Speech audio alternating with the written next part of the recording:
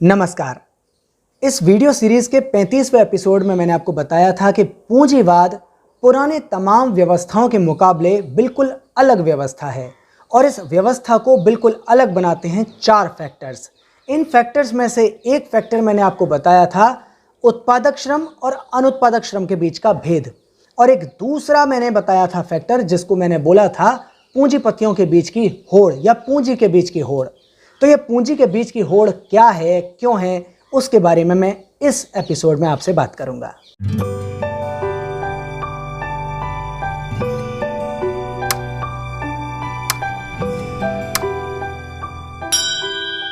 पूंजी के बीच की होड़ या फिर पूंजीपतियों के बीच की होड़ का मतलब क्या है?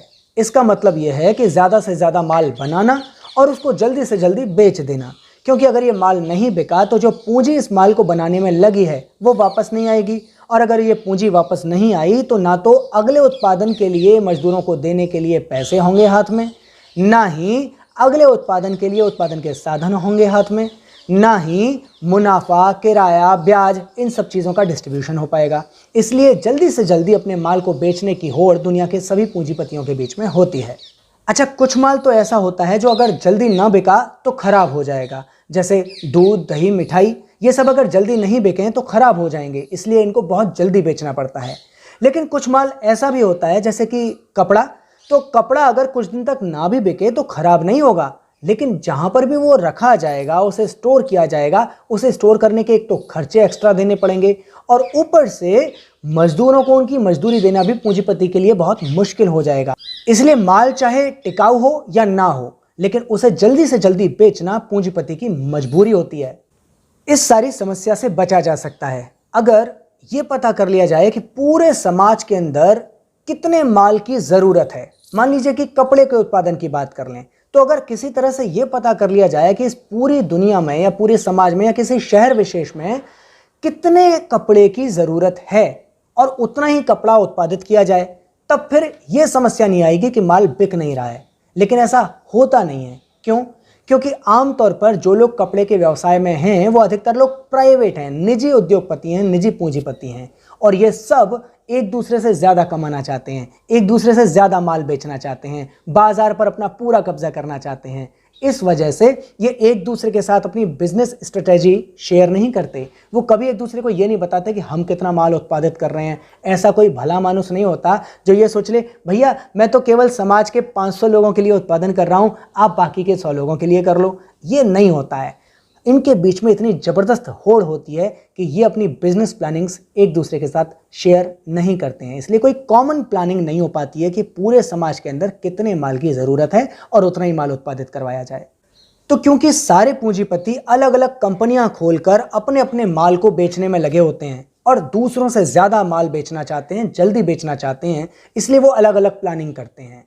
ऐसी प्लानिंग्स में कभी कभी तो वो सफल हो जाते हैं, लेकिन अक्सर उनके साथ समस्या ये होती है कि बाजार में माल की जितनी डिमांड होती है, जितनी मांग होती है, वो उससे कहीं ज़्यादा माल पैदा कर लेते हैं और फिर उस माल को बेचने के लिए नए नए तरीके खोजते रहते हैं। क्या आप ऐसे किसी तरीके को जानते हैं? मुझे लगता है एक तरीका हर पूंजीपति अपनाता होगा। वो सोचता होगा कि क्यों ना मैं अपने माल को और पूंजीपतियों के माल से सस्ता बेच दूं, तो मेरा माल जल्दी बिक जाएगा और ज़्यादा बिकेगा। मैं गलत तो नहीं कह रहा? अरे गलत नहीं, बिल्कुल सही कह रहे हैं फाइज बाबू आप। हर पूंजीपति इस होड़ में सबसे आगे निकलने के लिए ये कोशिश करता ही है कि उसका माल और पूंजीपतियों के माल के मुकाबले सस्ता हो जाए, ताकि ज़्यादा भी बिके और जल्दी भी बिक जाए। तो इसकी कीमत को सस्ता करने के लिए, कम करने के लिए तमाम पूंजीपति अलग अलग कोशिशें करते हैं। एक कोशिश तो ये करते हैं कि मजदूरों को मजदूरी कम देनी पड़े, और दूसरी कोशिश ये करते हैं कि मजदूरों के काम के घंटे बढ़ा दिए जाएं। यानी अगर आज 8 घंटे उनसे काम करवाते हैं तो कल 12 घंटे करवाया जाए, जैसे कि अभी लॉकडाउन के दौरान हमारे उत्तर प्रदेश की सरकार ने किया और फिर देश के तमाम राज्यों की सरकारों ने यही काम किया। उन्होंने मजदूरों के काम के घंटे बढ़ाने का कानून पास कर दिया। वो अलग बात है कि जब भी ऐसा होता है तो मजदूर वर्ग में एक विरोध का भाव आ जाता है और वो पूंजीपतियों से, सरकारों से लड़ने के लिए धरना प्रदर्शन करता है, आंदोलन करता है और फिर अपनी मांगों को मनवाने की पूरी कोशिश करता है। तो ऐसा ही कुछ अभी हो रहा है। लेकिन ये कोशिशें करते हैं पूंजीपति, लेकिन लंबे समय तक इस तरह की कोशिशें सफल नहीं हो पाती। तब फिर वे क्या करते हैं?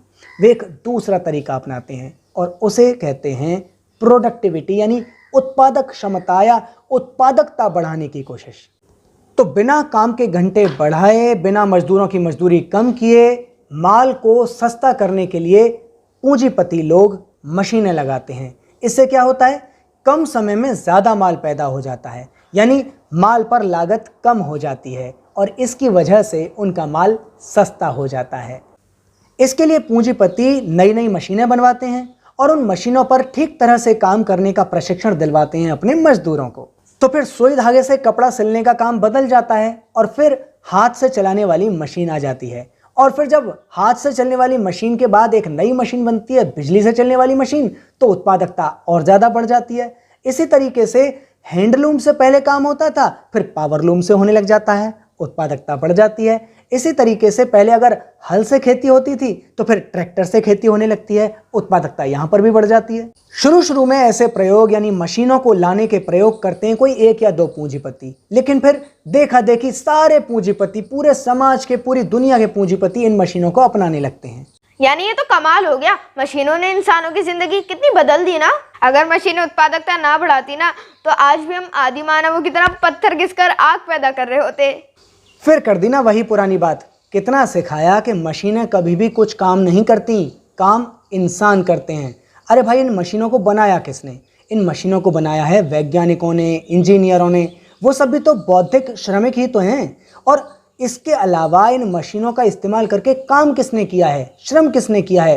भाई श्रमिकों ने किया है, मजदूरों ने किया है। बस इतना फ़र्क आया है कि इन नई मशीनों के साथ में नए तरीके का काम करना सीखा है मजदूरों ने।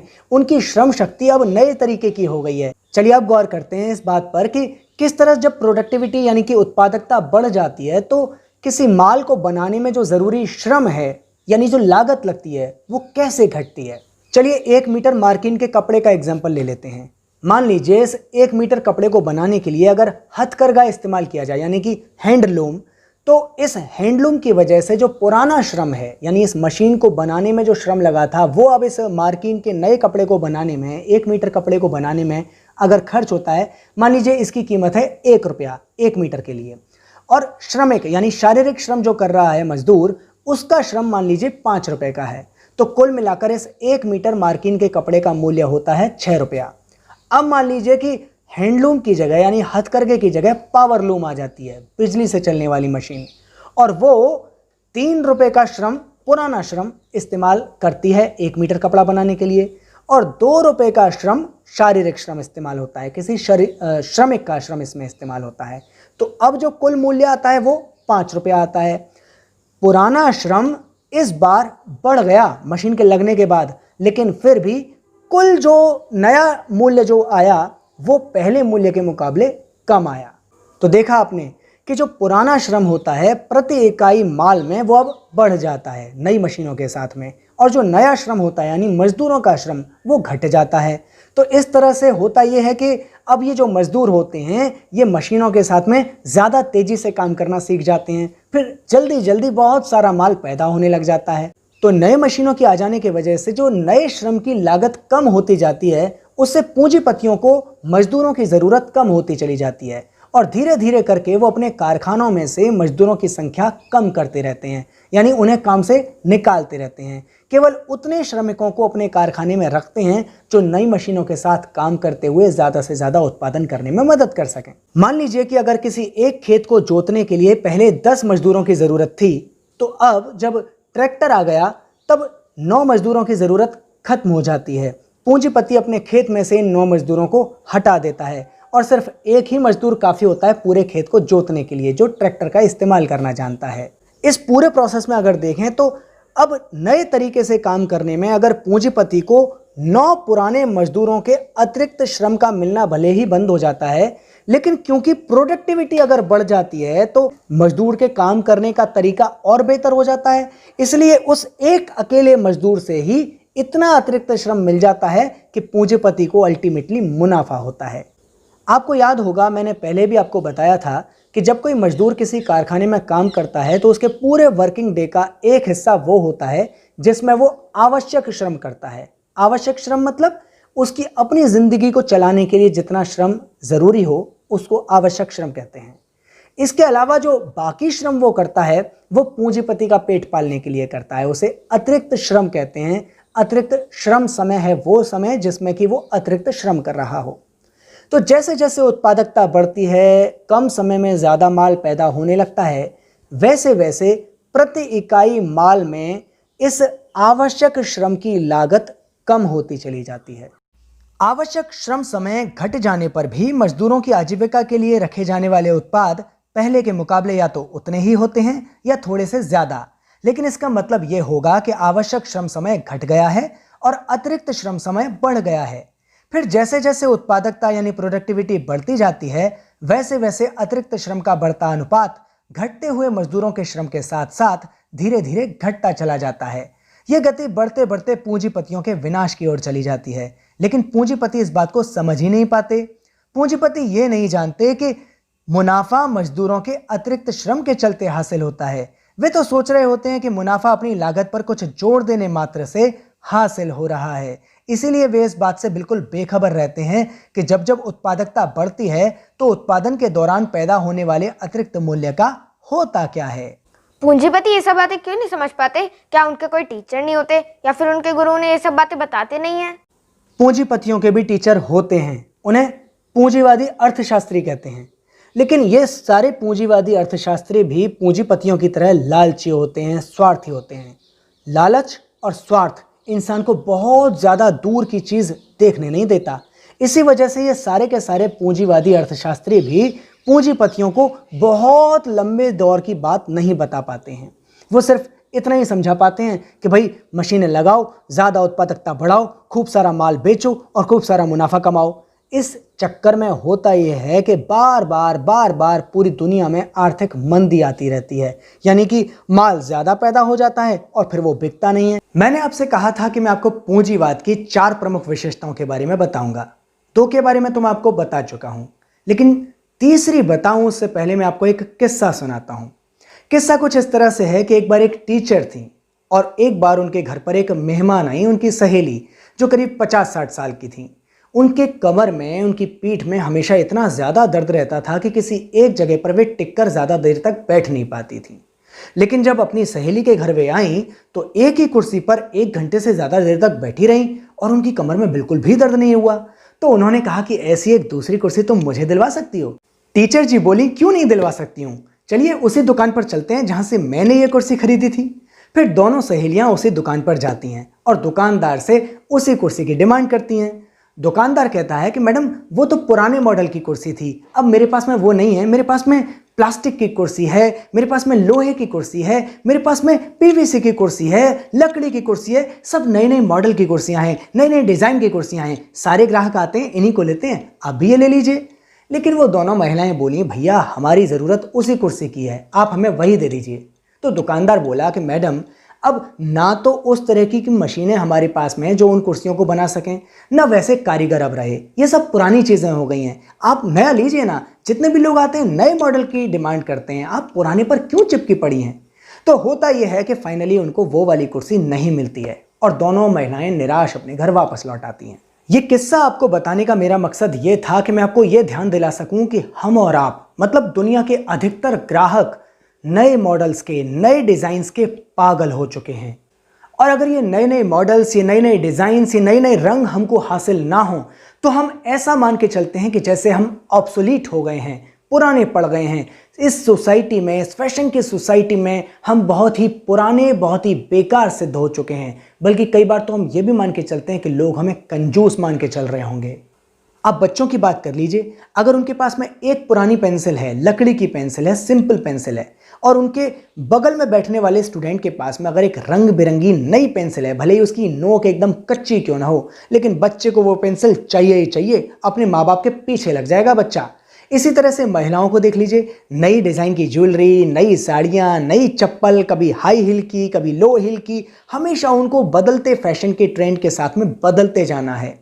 पुरुषों को देख लीजिए, उन्हें नई डिज़ाइन की नई बाइक चाहिए, नई मॉडल वाली चाहिए। मतलब हम सब लोग नए मॉडल के, नए डिज़ाइन के पागल बन चुके हैं।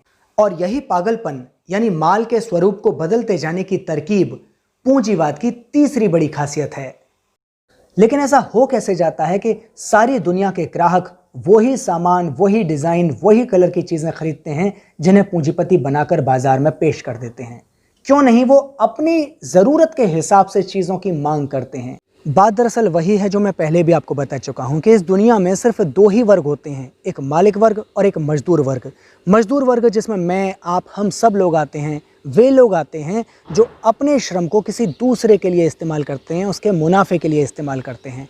इस तरह से हम लोग क्या खाते हैं, क्या पीते हैं, क्या पहनते हैं, कहाँ जाते हैं, किससे मिलते हैं, कैसी चीज़ों को देखते हैं, ये सब कुछ हम तय नहीं करते बल्कि मालिक वर्ग तय करता है।